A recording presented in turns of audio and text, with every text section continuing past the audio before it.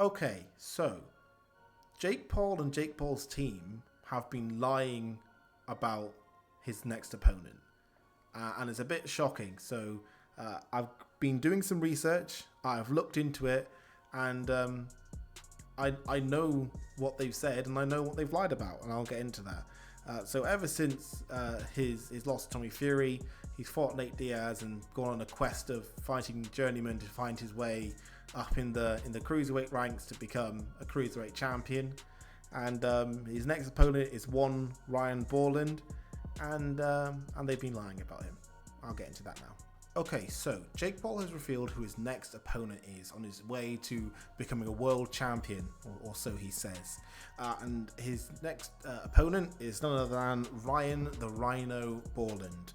Now, if you haven't heard of him, don't blame yourself, because not many people have heard of him prior to the Jake Paul fight. Besides the fact it's come out that apparently he was calling for it since, I think, the Ben Askren fight. He put something on Twitter, but anyway, no one's heard of Ryan Bourland. So let me just go through his stats quickly, and then I will go into why everyone on Jake Paul's team is lying about him. Because actually it's quite shocking that they're lying so much about this opponent to try and bolster his statistics, but we'll get there. Okay, so Ryan Bourland is 17-2 in his boxing career, which with 6 wins coming by KO and only one loss coming by KO, which is pretty good, in comparison to Lomachenko has 17-3, so he has the same amount of wins as Lomachenko and one less loss. So arguably, he's got a better record than Lomachenko. But it's never as easy as that, is it? So his combined opponents' record at the time of fighting them was 121 wins, 117 losses, and 9 draws. So his 19 opponents only had 4 more wins than losses. I think even one person he fought had like 3 wins, 20 losses. So he's not fought the best competition. So then if I went, and this took me a long time to do, but went and then calculated all of his opponent's stats now as of present day, and it gets even worse. There's 158 wins, 179 losses, and 11 draws.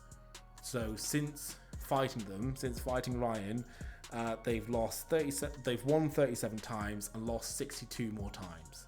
So and drew 2 times. So they've only gotten really worse since fighting Ryan. So he's fought awful opponents. Bottom line is he's fought awful opponents. To get into it more, to go into a bit more detail, he's never fought outside of a small club level. He fought in the Northern Carolina circuit, and that's just kind of where he stayed. When he was fully active, he fought 17 times in 5 years. That's very active, about 3 times a year. But since then, since those 17 fights, he's fought once in 6 years. He fought once in 6 years, over 2 years ago, and he won. Congratulations, he won, but he hasn't fought since. He retired, I believe, after his 17 fights. So he retired 5 years ago, came back for a bit of a fun comeback fight, and hasn't fought since. So the question is, where was he in between these fights? Was he, training in a different sport, working on his family or something like that? No, he was working on an oil rig. He left boxing to work on an oil rig. So again, this is just kind of putting into perspective the person that Jake's fighting. So he retired in 2018 with a broken nose and a broken hand, and decided to move to an oil rig. And his reason for moving to an oil rig was that he can, I think you work like 18 days in a row, and you get 18 days off, and you get paid a good amount of money for that. So that's what he wanted to do. So the next thing that they keep talking about is how he's a former Golden Glove champion and a national junior Olympic athlete, right? And again, you think, okay, these are big titles to have. Well, not titles, but these kind of certify that he's a proper boxer when he has these. But I did a little digging, National Junior Olympic or National Junior Olympian, you know, you think, you know, they're at the Olympics, but you look into it, the age range for the National Junior Olympics is from the age of 8 years old to 18. So I think we can kind of agree, you know, if you're a National Junior Olympian at 9, that's nothing. You know, that doesn't really account towards anything. Like, you can't imagine, you know, 2 8-year-olds standing in the middle of the ring, you know, stand and bang, just fighting in the middle of the ring. That's, you know, it's kind of something they do at like a summer camp or something like that. And that's kind of what it is when I've looked into it. It's just like a summer Olympics that they do. And it's children, you know, it goes from 8 to 18. And I've looked as much as I can on the internet to try and find anything on him being in the National Olympics, and there's nothing. So he could have literally just been, the thing is, it says he's a National Junior Olympian. It doesn't say that he won. He could have gone in and been the worst person. He could have come in last place. You don't know this. The next thing they say is he's a former Golden Glove holder.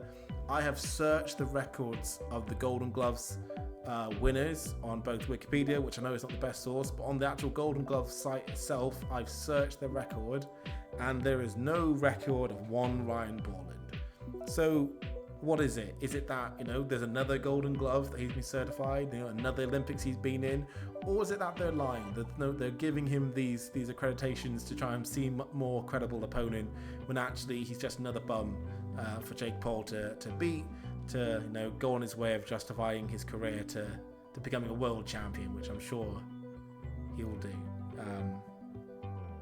Again, if it was me, again, it's not me, but, you know, you got to think, you're watching Jake go and fight these people like Andre August and now Ryan Bourland, and you think, you know, maybe he could do it, but keep in consideration, you know, put him against someone like Vidal, I don't think he's getting far.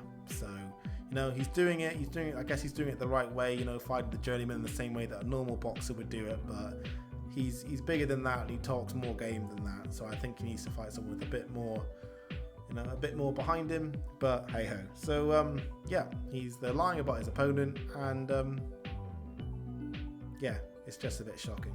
But yeah, let me know what you think in the comments. Leave a like, leave a subscribe, and yeah, just let me know what you think about this. And, you know, if you want to see more videos like this, then I'm uploading hopefully every day of February. So if you want to see more videos like this, then subscribe, and there'll be another one tomorrow. So thank you very much. See you then.